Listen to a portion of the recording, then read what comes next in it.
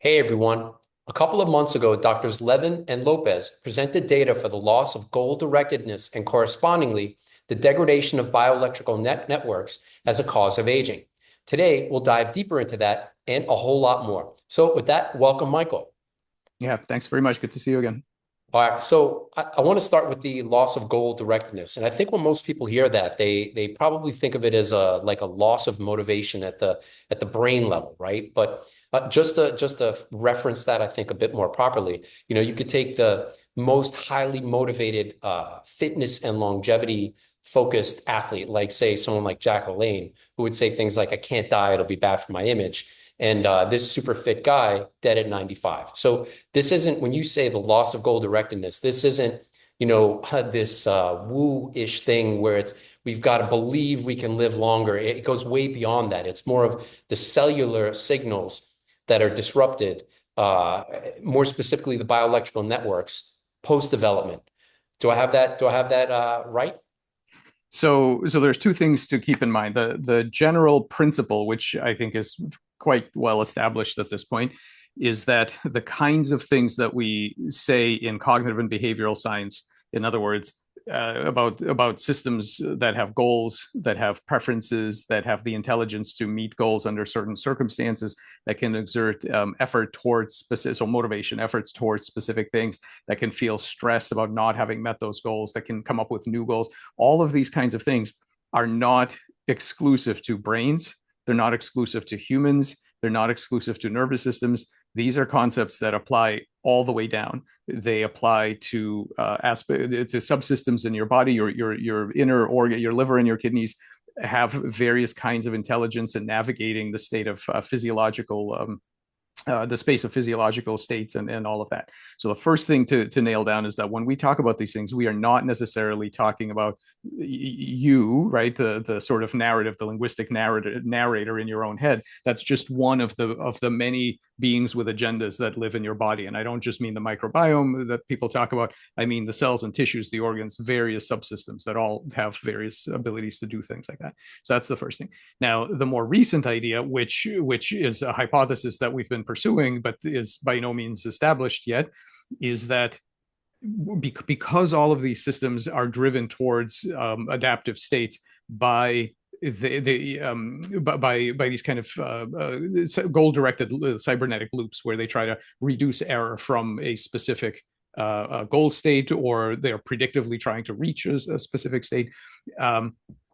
Various failures to do that result in diseases that we recognize. One of those diseases would be aging. And so when we ask ourselves, what is the fundamental failure that leads to aging? We've made this proposal that it's not necessarily just physics, which is kind of this damage theory of aging that everybody has heard of, nor is it just the program theory of aging, which comes from biology, meaning evolution wants you dead at a certain age. So there's program mechanisms, but there's a third possible cause, which is a purely cognitive phenomenon. In other words, it is one that would occur even if there was no damage, even if there was no evolutionary pressure to die. It is a completely separate thing that I think we have to deal with. And yes, we are talking about that occurring on the tissue level, not at the level of the human personality. Although they're related, although those things are undoubtedly related.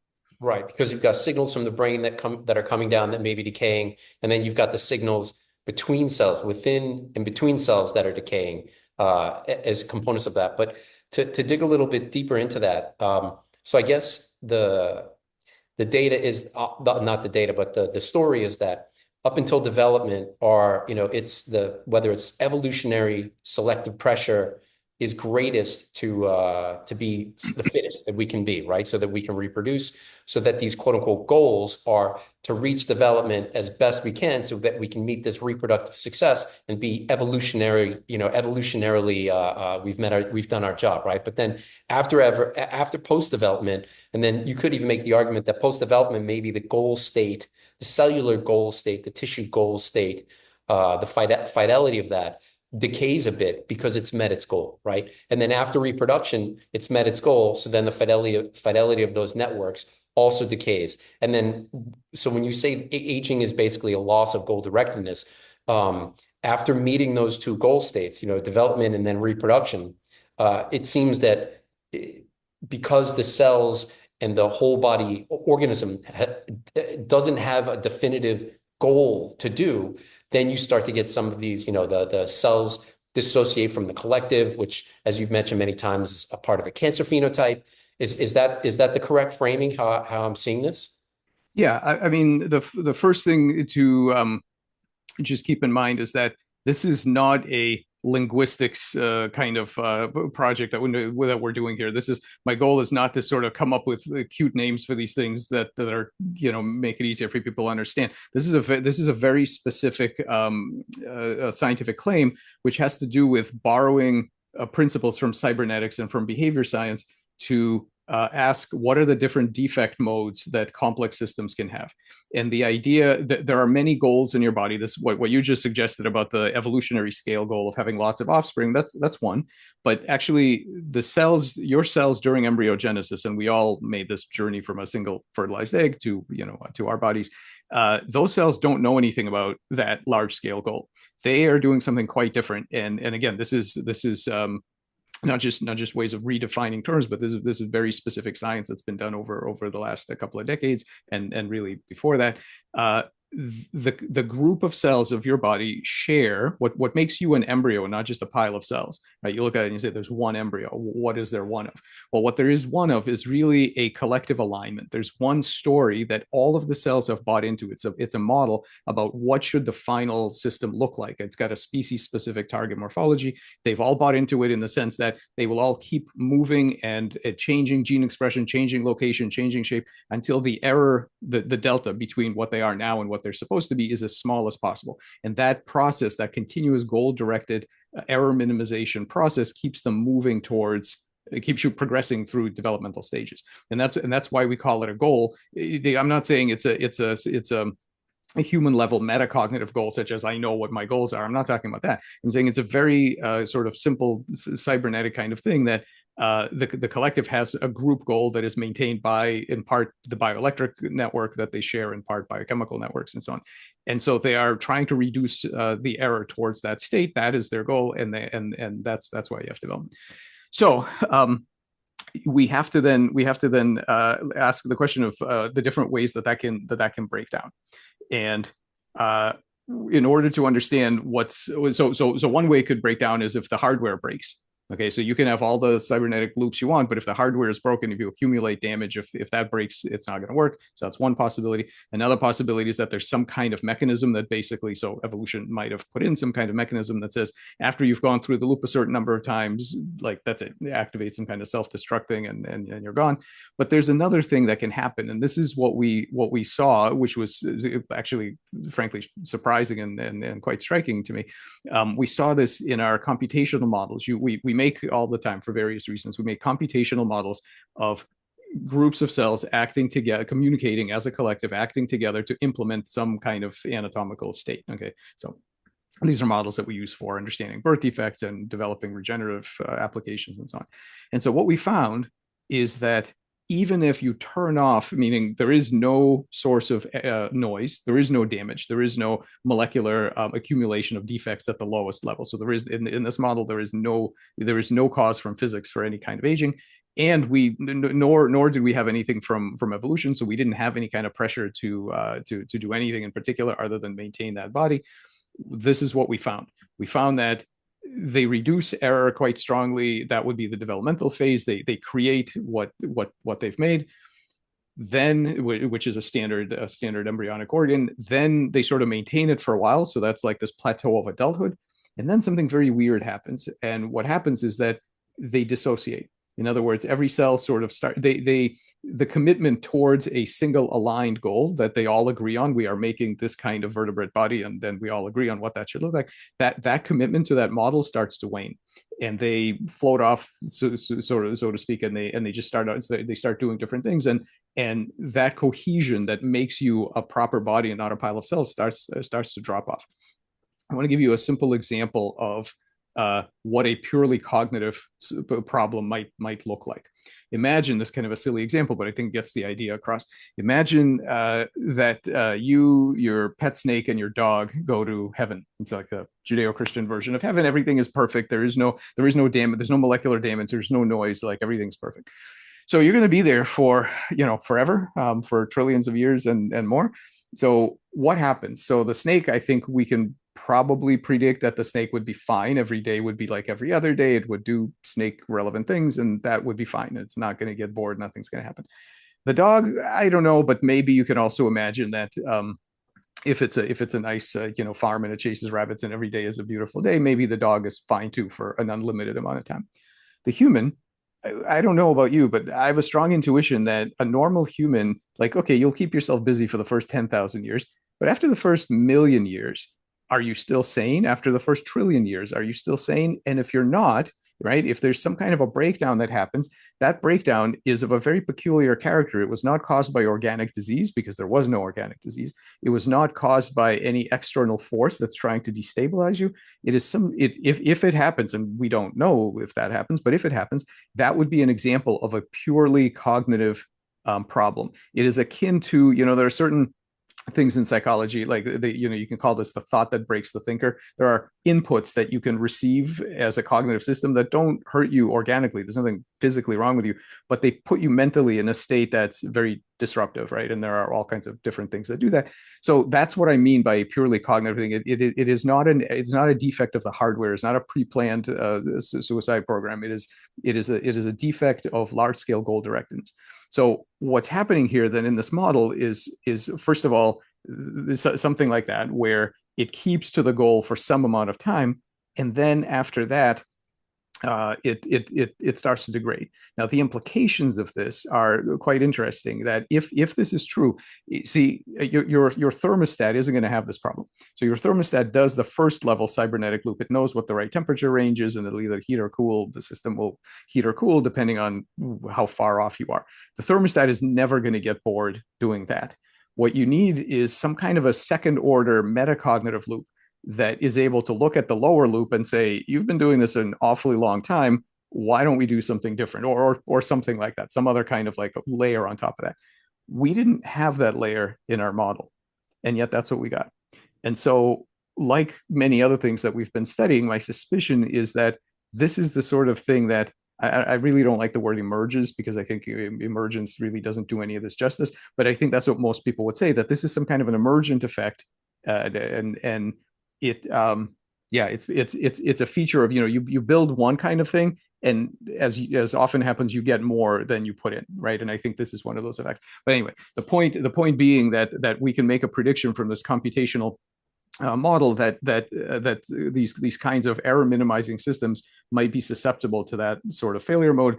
And Leo's latest paper on this actually shows that an analysis of real data sets, transcriptomic data sets in humans of different ages, shows that with increasing age, there's increasing diversity of the age of their gene expression. In other words, if you look at the phylostratigraphy of where their transcriptome lands on the kind of the tree of life, the history of life, certain tissues start floating backwards, and in general, there's less concordance of what evolutionary age they actually think they are. So I think that's really interesting, but a lot more work needs to be done here.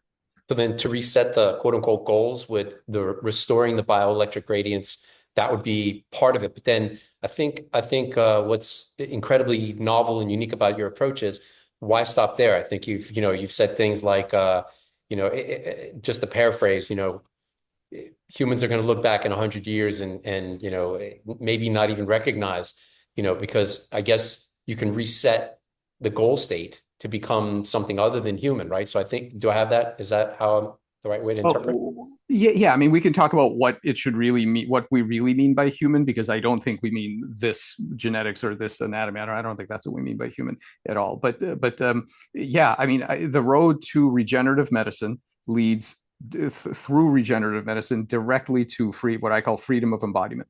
Because in order to get definitive regenerative medicine, you are going to have to be able to communicate new goals to groups of cells. It's a communication issue. You need to be able to tell cells, repair this, build this structure, all of that kind of stuff.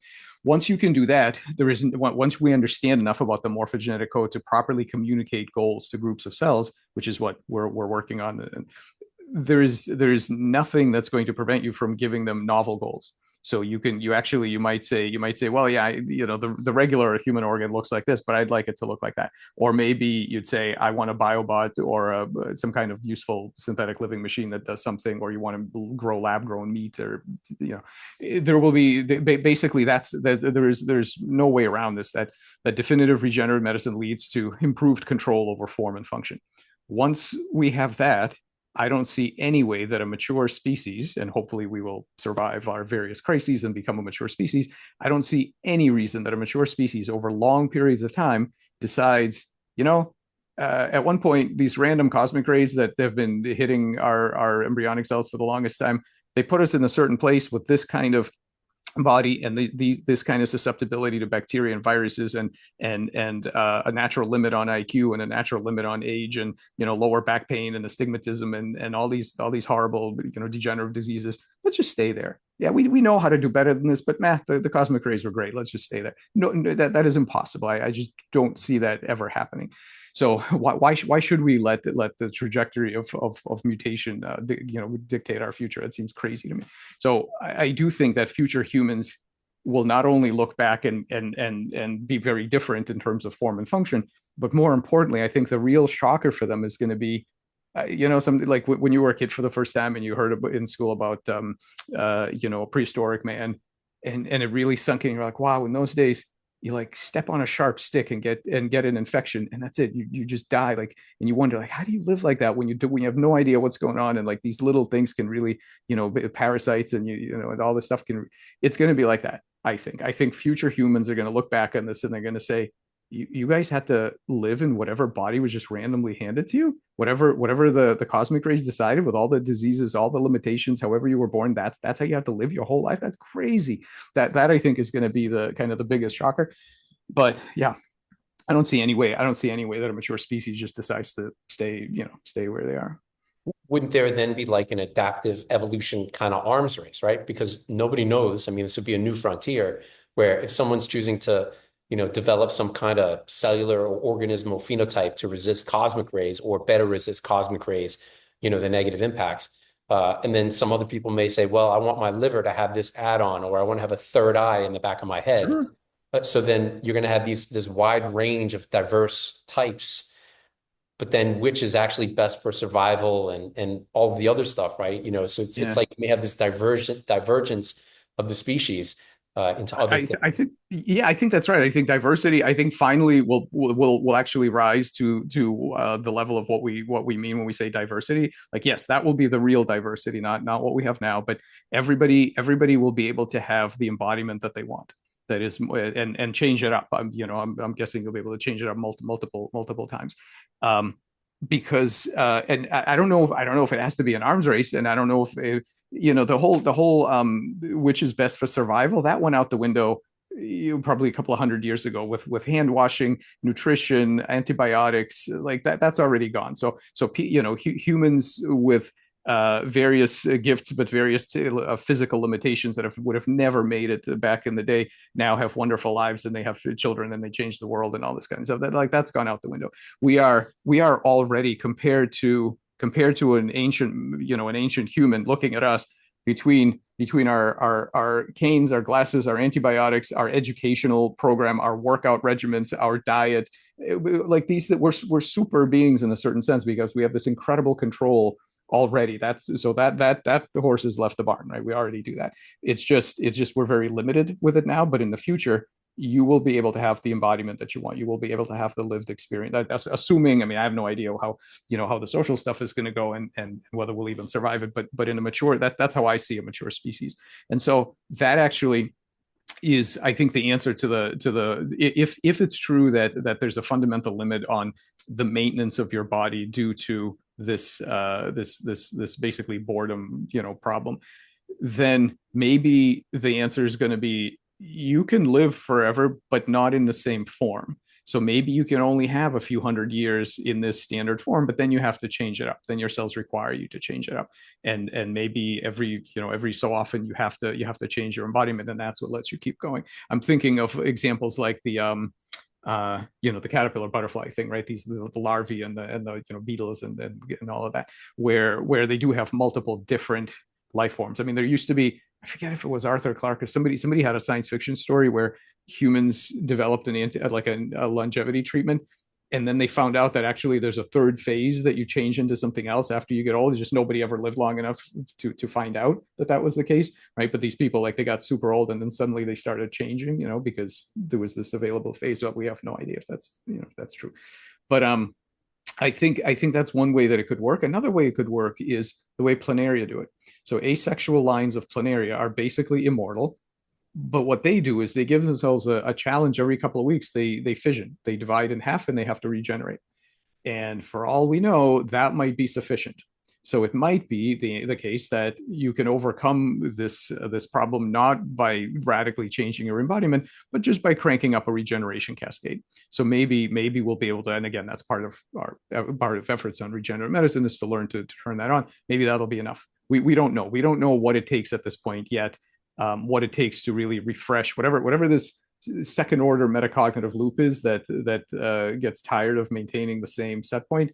We don't know what it takes to get it motivated again. So that we'll have to All see. right. So I have three roads that I want to go down, but and I was trying to push the philosophical stuff to the end, but the whole idea of the freedom of embodiment that leads kind of into a philosophical discussion, right? Because you have the religious types who think that there's some kind of nirvana after physical death. And then, when you think about that, our senses perceive a very small segment of the visible spectrum, right? It makes you wonder and then not even thinking about, mathematical space or platonic space, these spaces where concepts may exist, but we don't have direct access based on our senses. I wonder, I don't think anybody's ever asked you, but what's your perspective on and I know you're kind of in the same boat as Don Hoffman, where we're just perceiving, our perception is tuned towards survival, right? But there's a broader reality that we're not in tune with. So when you say freedom of embodiment, I'm not trying to get religious at all. I'm not that type, but and no disrespect to anyone who is, but is there a broader reality that we are unaware of in the physical form that upon physical death, that is maybe the freedom of embodiment? What are your thoughts on that? Okay. My general policy is not to say things that go too far beyond our actual data. I mean, the New Age bookshelf is plenty long enough. There are lots of people who have opined on this topic. I don't want to add to that with things that I can't back up with anything that hasn't been said before. I have personal opinions, but I don't. There's not that much I can add to it. I will say a couple of things, maybe related to that.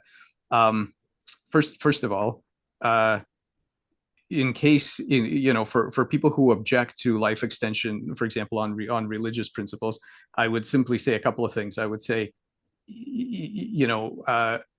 if and actually it doesn't have to be religious. There are people who say, look, it's the fact that our lives are limited that give them meaning, right? It's the fact that we all know we're going to die that somehow gives our life meaning. And to all of those things, I would say that's great. And so why shouldn't our lifespan be 20 or 12 or 30? Because what I do, if you have a principled argument for why 85 is the optimum meaning of, that's how you get your meaning out of life at 85, let's hear it. I've never heard that argument. What I hear is we leave well enough alone. And I think that's a terrible argument, because it wasn't set, that lifespan was not set by anything that wants to maximize our meaning. It was set by a bunch of random mutations in the context of life on the savannah and various other things. So I'm not arguing against deeper sort of religious meanings to life at all. But I really don't think that the facts of biology are telling us that we were optimized in some way that's aligned with our values. I don't. Whatever else is going on out there, I don't think that's going on. And so if there is a deeper meaning to our lives and all of that, which I think there is, I think I would say that, yeah, it's waiting for us to get out of kindergarten and figure out, how to really, like, having 85 years to acquire the wisdom to live in this world, I think is just woefully insufficient. And I don't think there's anything grandiose that hopes we stay that way. I think we should be pushing the boundaries of this. Now, with respect to other kinds of freedom of embodiment, The only thing I'll say for now is that I do think that it's pretty clear that physicalism is false. The physical world, and I don't just mean the small section of it that we can see with our tuned, sense organs. I mean the entire world as physics studies it. I don't think that's the full extent of what's going on. I do think that not only mathematical structures, not only patterns that are studied by mathematicians, but also patterns that are studied by behavioral scientists, aka kinds of minds, are they come from a different space. It's not the same space as that physics studies. So that leaves a bunch of questions around the exact nature and composition of that space, whether information can go in both directions, whether we can actually write information in that space. Here we reach the limits of our current knowledge, and so I won't sort of speculate any more than that. But I do think that our current worldview, I mean, I know there are some people who think that we've pretty much got a good handle on the universe. We kind of, we need some details and some extra digits after the decimal point on the, but overall we got a pretty good handle on things. I don't think that's true at all. I think we've just been scratching the surface of what's really going on. So all kinds of things are possible, but we don't have any data on that. So I'll leave it at that. All right, wait. So the platonic and mathematical space, the realm that those things exist that we can tap into occasionally, uh, it's got to be a physical. I get your stance on physicalism, but there's got to be a concept. If a concept exists, it can be detected, right? So, Okay. and then, okay, we can't detect it with our senses, but just like bacteria, it took however many thousands of years for us to look under the microscope, right, to see that there's bacteria swimming around and whatever. Uh, there's only and everything has. I don't want to sound like some kook with frequency and vibration and this kind of stuff, but the fact is, if a concept exists somewhere, it's got to be detected. And then the question is, does platonic or mathematical space where the ideas originate from, if we're pulling it from somewhere as opposed to organizing it in our brain, organizing the molecules and signaling networks in our brain as some kind of biochemical Rubik's Cube. And once we've fixed that in a certain position, now the idea has birthed, right? So you have that, the physicalism versus it's pulling it from an external space. What I'm, I guess, trying to get at is, if it's a real space that exists somewhere, you've got the Planck length to gamma rays, right? And I mean, it's got to exist on some, I don't know which portion of the spectrum it is, but it's got to exist somewhere there, right? So, Well, no, that's an assumption. The assumption you're making is that the frameworks of physics are sufficient to encompass everything that exists. And yes, that's a very common. I mean, I would think most scientists today believe that, but we have to understand that's an axiom. That's not a result. That's not something we know. That's an assumption, and we can make that assumption. But I think that the evidence is that assumption is false, and we need to go beyond that. And I could give you a couple of examples to motivate this argument. Well, first of all, the first thing I want to say is you said something important at the beginning of that question. You said, we are interacting with, I forget exactly what you said, but we're interacting with these patterns that come from the space. I want to be clear. We are not, I don't think that we are fundamentally physical beings that occasionally are impinged upon by these patterns from another space. We are the patterns. Okay, we are the patterns.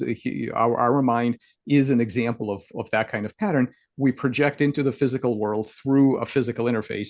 Everything is an interface, like embryos, robots, biobots, AIs, all of it. All of these things are simple machines, simple Archimedean machines, sorting algorithms, like all of these things are interfaces. The real question is what comes through those interfaces.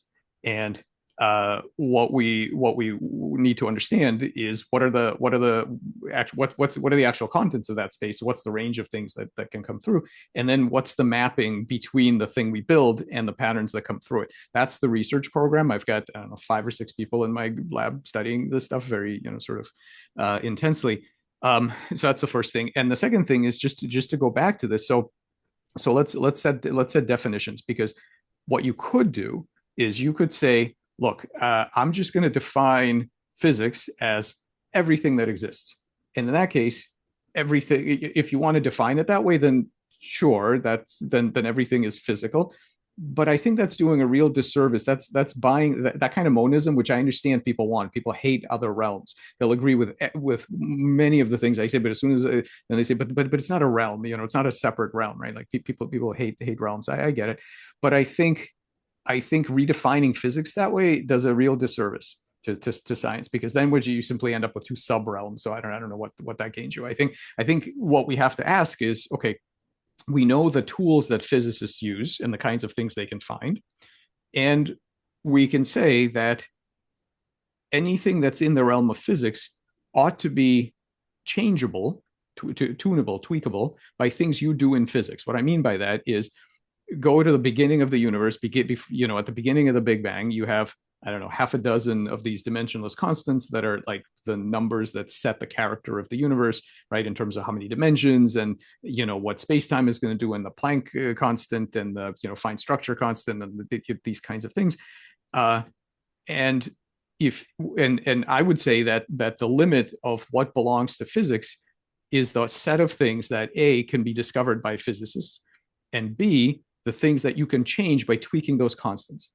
So if there's something that the standard approaches of physics do not catch, and there are things that cannot be altered by changing things in the physical world, I would say then we can say that is not part of the physical world. That comes from a different, that's in a, now when I say it's in a different space, the vocabulary fails us, because I don't mean it's an actual space. As soon as I say the word space, then you say, well, how many dimensions? How big is it? I don't mean that. I mean, I should just say realm, I guess, but it isn't an actual space. It is a different set of patterns, and here are some examples, like complex numbers and quaternions, which are just bigger complex numbers. They don't have exactly the same properties. They don't keep the same promises that the quaternions don't do exactly the same thing that the complex numbers do. That you can't just fire the math department and hope that physicists will eventually tell you why that is, or why the distribution of primes is the way it is, or why Feigenbaum's constant is what it is. These are not things that physicists find. They use these things, and these truths impinge on what happens in the physical world, for sure. But you can tweak all the numbers at the beginning of the Big Bang till you're blue in the face. You are not going to change how the halting problem works. You're not going to change the theorems of number theory. You're not going to change Feigenbaum's constant, or the way that algebra works, or any of these things. These truths, these facts. There's all kinds of weird things, and mostly people study them in math, but I think it goes way beyond that. That are just facts, and there's nothing in the physical world that explains them. You don't find them by doing experiments. You don't find them by doing physics. You don't explain how they work by doing physics. It is a separate discipline, and I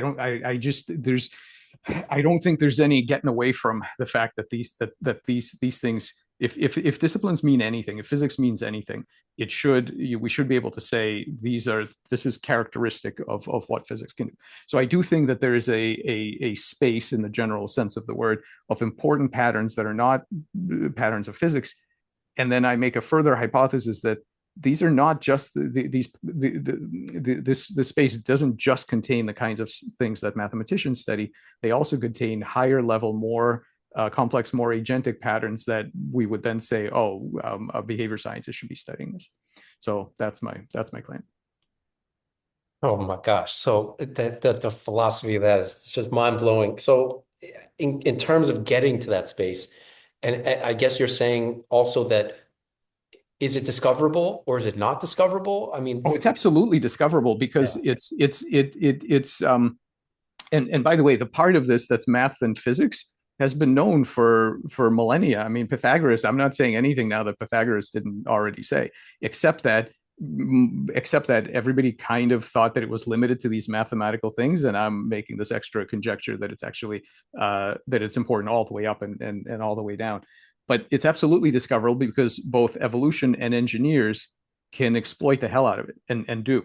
So I'll give you a dumb example from evolution. Imagine that there's some world where there's a particular shape of triangle that has the highest fitness for whatever reason. So evolution cranks a bunch of generations and figures out the first angle, and then cranks a bunch more generations and figures out the second angle.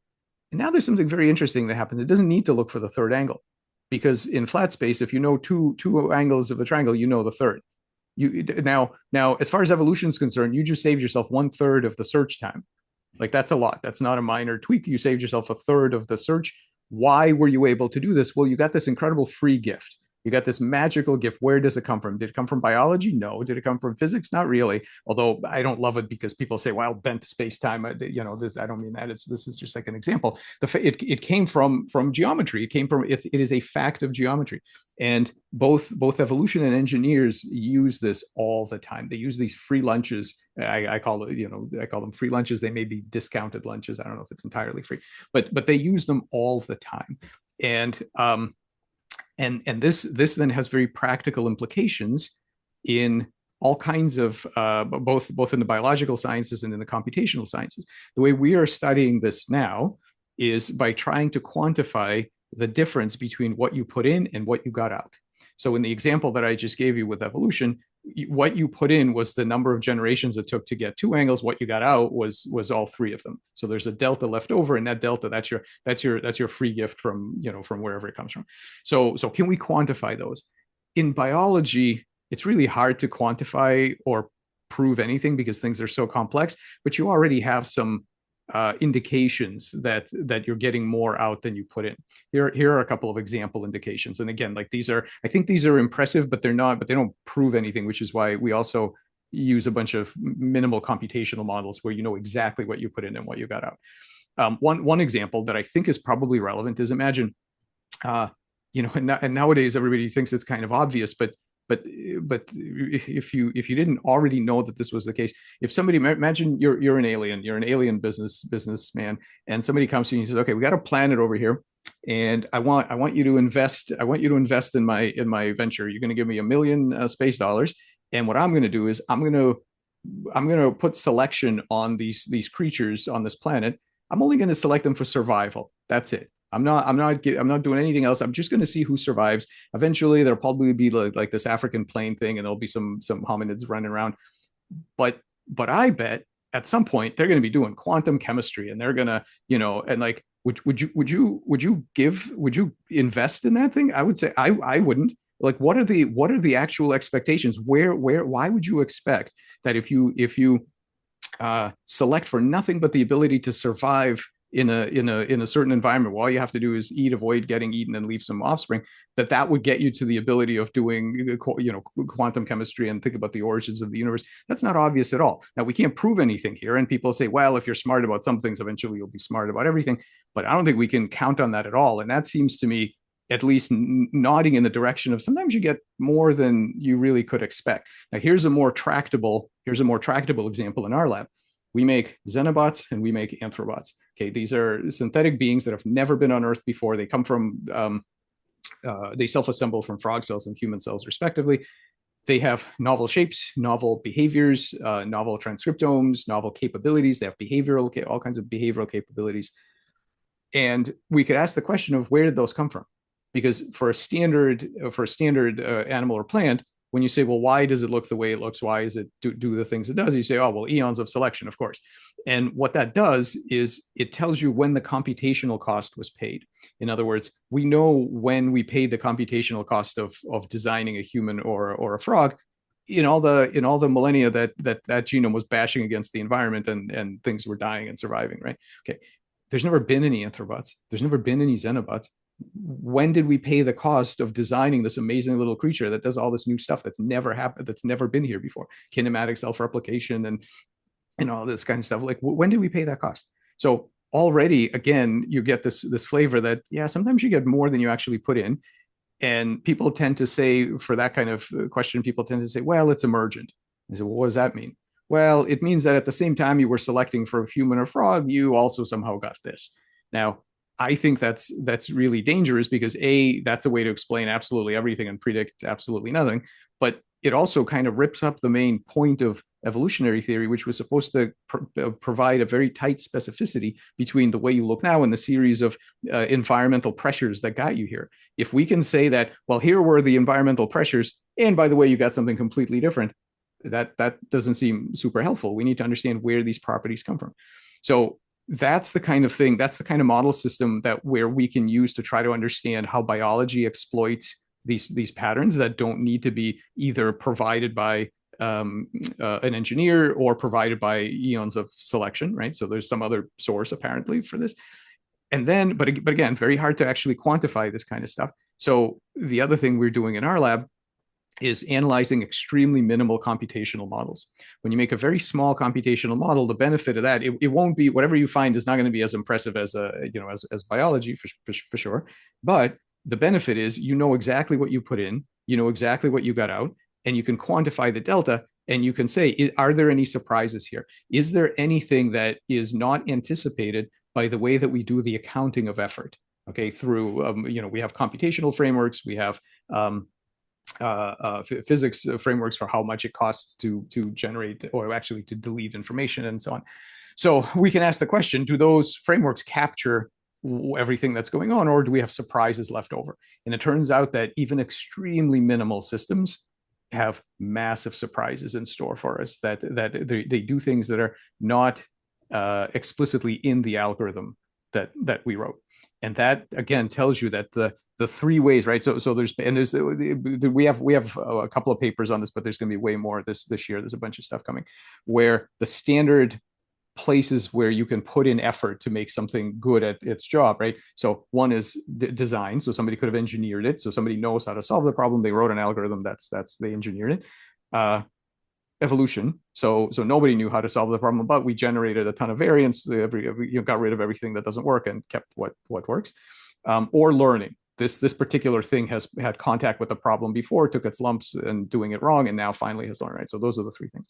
So it turns out that those three options do not exhaust all the options. There appear to be other. There's another source where you can get very useful intelligence for doing things, and that is this the space from which those things come is what I'm interested in. And I think this is this kind of sort of going more out on the limb, but because of the symmetry that we've been working on in my group between thoughts and thinkers, right? So trying to devolve this categorical distinction between being a being being an excitable medium for information and being a data pattern itself. I think those things are on the same spectrum.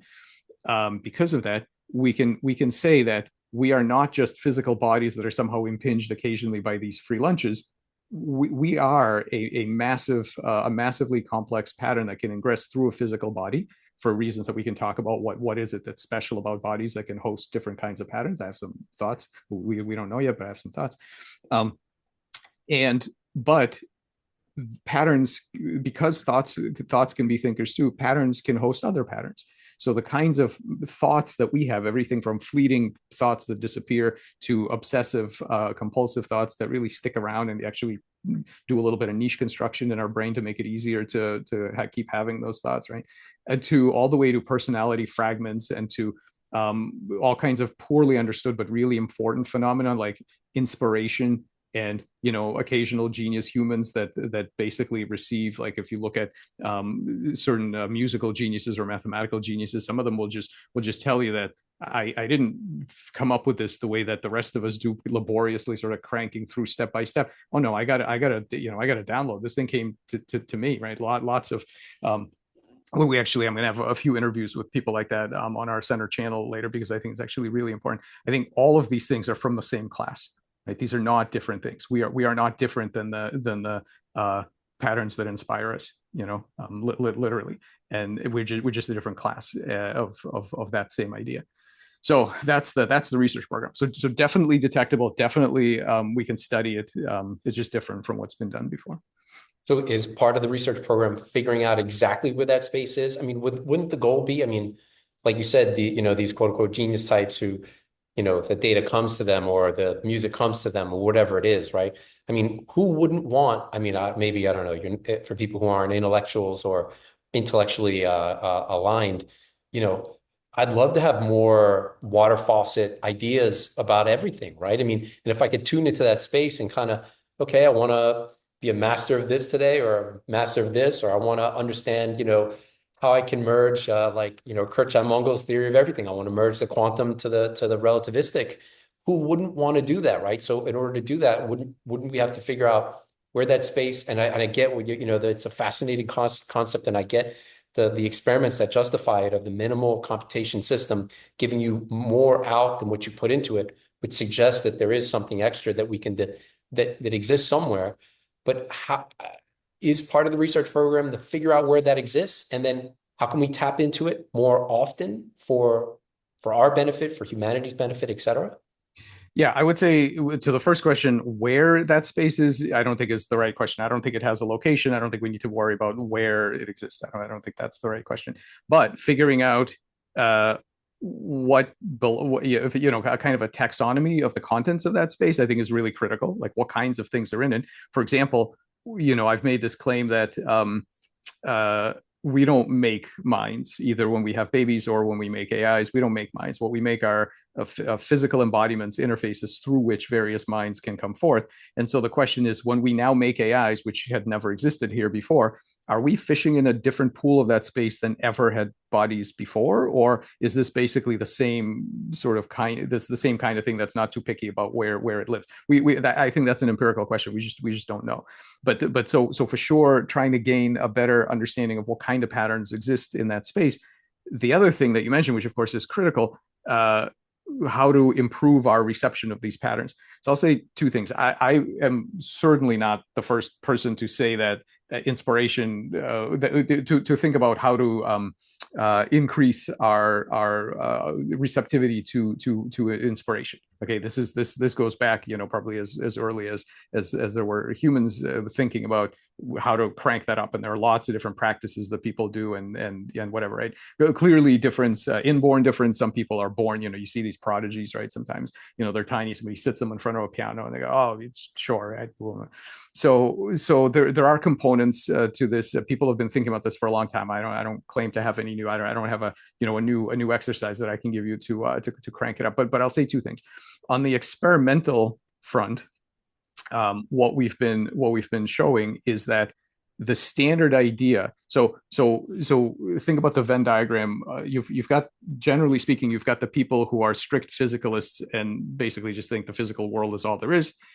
And then you've got another whole circle of people who are perhaps, you know, more of an organicist or spiritual bent, where they think, no, of course there's more, and of course we can sort of, you know, be inspired by these great things that are not physically tangible.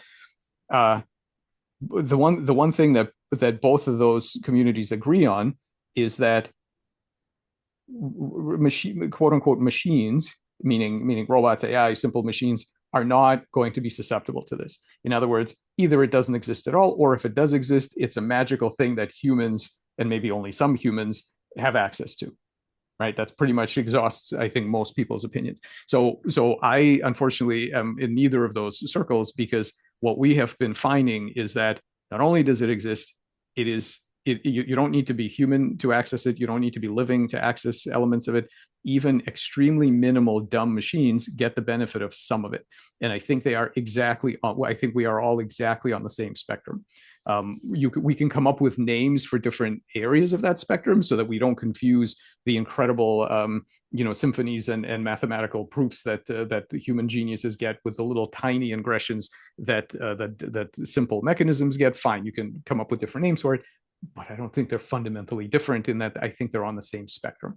I think almost any kind of pattern, including ourselves, can resonate with other kinds of patterns in that space. And that's what's going on here. And these things are not unique to humans. They're, you know, we need to study how it is that even simple things basically interact with these patterns and are the beneficiaries of these patterns. And you know, something else, and I mean, this is, again, I'm not an authority on this by any means, but you know, this notion, who wouldn't want to get these patterns? Yeah, that depends. That depends, because some of these patterns, they really, because remember, these things are not passive. They're not passive data. This idea, this Turing model, where you've got the machine, which is this physical machine, and then you get this passive data on the tape that the machine is going to interpret. I don't think that's a good model for any of this. And I think the data is just, or the patterns are to various degrees agentic, and sometimes I think it was Dostoevsky maybe that said that it wasn't it wasn't you who ate the idea, it was the idea that ate you. We all know there are people who become consumed by these things, and if you really crank that up, whether that be with practices, with psychedelics, with in the future brain modifications of brains. I mean, yes, I certainly would like to see these things more clearly that occasionally we get glimpses of, but I think you gotta do that with care and humility, because uh, we are not infinite interfaces. We have finite interfaces, and you need to be you need to do the hard, let's put it this way, you need to do the hard work to be compatible with the things that are going to come through you. And I think we've seen cases where that discompatibility leads to serious pathology. It doesn't all end in genius. It ends in all kinds of different things. All right, wait, quick question. Hard out, or do we have a few more minutes? Because there's ion channel stuff that I want to ask. Let me just give me 1 second. Let me see what's going on. Okay, I've got 5 minutes. I can be 5 minutes late to this thing. All right, all right, all right, all right. So hopefully we can do a part three at some point because it's like Sure, a never sure. ending. I mean, you touched on the anthrobots and xenobots a little bit, but even there's a whole kinematic self-replication. There's a whole Yeah, feedback hole or a rabbit hole to go down there. So ion channels in planaria. So I get what you're saying about at some point planaria will just asexually divide and just recraft the system, and that's how they're basically regenerating. But as a part of that process, you need to also have the biochemistry in the cells, right? Because if you're missing the components, so in human sure. cells, right? You've got a decay of certain metabolites or whatever during aging, and then that's going to affect regenerative potential. Like one of them, and I mentioned this in email, is uridine, which is higher in cells or cells that have a high rejuvenation Yeah. capacity relative to cells that have a low rejuvenation capacity. So how do planaria have a unique, I don't know, whatever you call it, just a unique ability to keep the metabolic soup youthful? Because if that metabolic soup isn't youthful, when they asexually divide, well, now they're still just an aged cell with some aged Sure. milieu. So yeah, you have evidence on that? Yeah, so right. I think that's a great point. And I think planaria are the best evidence against a fundamental damage theory of aging, because you couldn't do the trick they do if there wasn't some way of keeping the entropic decay at bay. They clearly are able to do that. And I think you're right in that, yeah, if the hardware isn't up to it, the whole system isn't going to work. You have to have ion channels, you have to have gap junctions, you have to have all this other biochemical machinery for sure. But I think what the planaria are telling us, and I don't know how they do that part, I have no idea, but they obviously do, right? Half a billion years they've been around for, I don't know what, 400 million years or something, and they've been able to do it. And so also we also know that children of any species are not born at the age of their parents, they're born at zero. So at least one cell has managed to, whatever this entropic problem is, there's one cell that manages to avoid it, and that's the oocyte. So there's got to be some way of doing it. That much is clear. So I think what the planaria are doing is they're doing constant renewal, and I think the hardware is up to it. And my suspicion is that pretty much all living creatures could do it, but what's critical is the information that's driving it. I think if there isn't an appropriate set of information structures. And again, I don't think it's passive information. My suspicion is that all of this stuff works because the patterns of form, of gene expression, of behavior, of cognition that are in these beings are contributing to the continual upkeep. They're literally informing. I mean, I love that word, informing, right? They're literally informing the molecular layers around what should happen to keep them embodied for any length of time. And the planaria are just super good at keeping the patterns fresh and renewed, and the pattern then feeds down to the molecular level. And I'll just end here by pointing out that this idea of what I just said sounds nuts, because what I'll just say it again, this notion of these agentic information patterns that are working hard to stay embodied, like that all sounds crazy, because how is chemistry just follows chemistry? How are any of these things going to affect chemistry? Just to remind us, this isn't some rare woo thing that maybe yoga or some kind of mind body medicine or something. This is what each of us does this every day in voluntary motion. So when you wake up in the morning and you have these incredibly abstract, high level financial goals, social goals, research goals, whatever, in order for you to get out of bed and go do those things, ions have to cross muscle membranes. The chemistry has to dance to the tune of these high level abstract goals that none of your cells know anything about what you're up to, or certainly the molecular level doesn't. But that doesn't matter because our bodies are this amazing transduction layer where these kind of high level abstract goals filter down to the molecular level. And it's not just humans that do this, and it's not just muscle motion that responds to this. In an amphibian, when you graft the limb to the side, to the flank, a tail, sorry, you graft the tail to the flank of an amphibian, that tail eventually remodels into a limb. And the cells at the very tip that were tail tip cells sitting at the end of a tail, why are they turning into fingers? Why is the molecular biology up here turning them into fingers? There's nothing wrong. No, nobody's damaged. Nobody's injured. Why is the molecular biology doing this? Because the large scale anatomical system knows that this is the wrong configuration and that what you should have there is a limb and not a tail. And it's much better. It's not as good as planaria, but it's better than us at fixing these kinds of things.